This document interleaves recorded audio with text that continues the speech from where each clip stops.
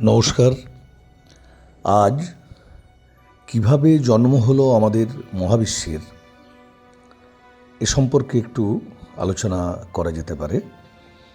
Big bang theory আমরা তো ছোটবেলায় পড়েছি, ধীরে ধীরে বিবর্তনের মাধ্যমে মানুষের সৃষ্টি হয়েছে।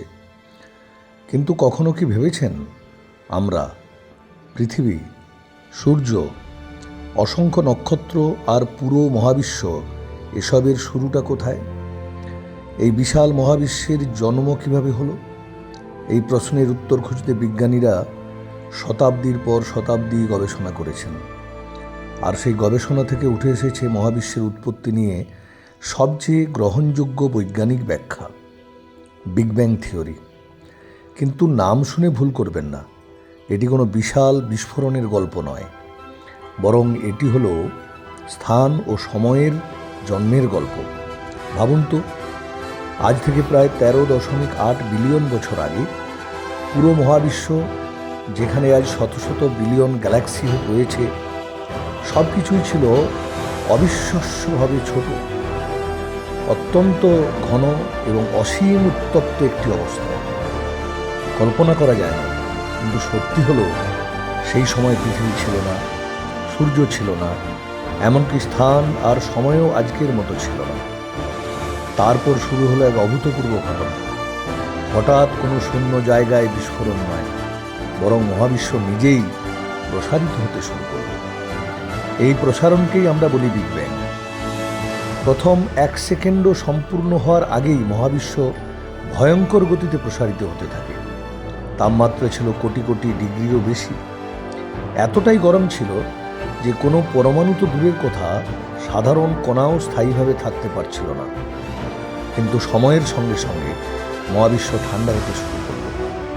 কয়েক মিনিটের মধ্যেই তৈরি হলো প্রথম হালকা মৌল, হাইড্রোজেন এবং হিলিয়াম। এই দুটি মৌলই পরবর্তীতে হয়ে ওঠে নক্ষত্র, গ্যালাক্সি তৈরির প্রধান উপাদান। এরপর কেটে গেল কয়েক লক্ষ বছর, মহাবিশ্ব আরও ঠান্ডা হল। ইলেকট্রন ও প্রোটন একত্রিত হয়ে তৈরি করল প্রথম পরমাণু। ঠিক তখনই আলো প্রথমবারের মতো স্থানীয়ভাবে চলাচল করতে পারল।